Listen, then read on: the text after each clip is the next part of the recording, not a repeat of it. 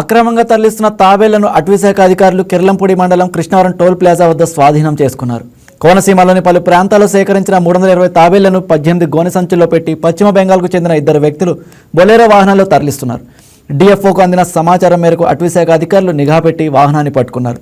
తాబేళ్లను స్వాధీనం చేసుకుని ఏలేశ్వరం అటవీశాఖ అధికారి కార్యాలయానికి తరలించారు. పశ్చిమ బెంగాల్కు చెందిన మహదేవ్ దే సమీర్ను అరెస్ట్ చేసినట్లు ఏలేశ్వరం అటవీశాఖ అధికారులు తెలిపారు. ఒడిశా, పశ్చిమ బెంగాల్ రాష్ట్రాల్లో తాబేలు మాంసానికి డిమాండ్ ఉన్న దృష్ట్యా ఇక్కడ సేకరించిన వాటిని అక్కడికి తరలిస్తున్నట్లు గుర్తించారు.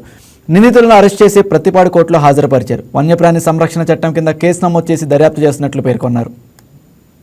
ఈఎఫ్ఓ కాకినాడ వరకు వచ్చిన ఇన్ఫర్మేషన్ మీద కిర్లంపూడి మండలం కృష్ణవరం టోల్ ప్లాజా వద్ద గస్తీ చేయగా బొలెరో పికప్ వాహనాన్ని గుర్తించడం జరిగింది.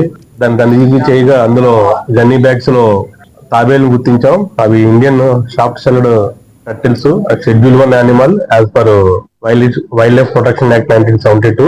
ఇమీడియట్ గా వాటిని అదుపులో తీసుకోవడం జరిగింది. అదే విధంగా ఆ వెహికల్ లో ఉన్న 2 అక్యూజన్స్ కూడా అదుపులో తీసుకుని ఫారెస్ట్ రేంజర్స్ ఏలేశ్వరం తరలించాము. తదుపరి విచారణ కొనసాగుతుంది. అదే విధంగా ఈ షార్ట్ షెల్డ్ టర్టిల్స్ ఏవైతే ఉన్నాయో తాబేళ్లు చనిపోయే ప్రమాదం ఉంది కావున అది డిఎఫ్ఓ వారి దగ్గర పర్మిషన్ తీసుకుని వేలేరు ప్రాజెక్ట్ లో వదిలిపెడతాము.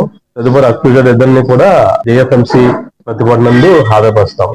ఈ వీడియో మీకు నచ్చినట్లయితే లైక్ చేయండి, షేర్ చేయండి, మా ఛానల్ కి సబ్స్క్రైబ్ చేయండి.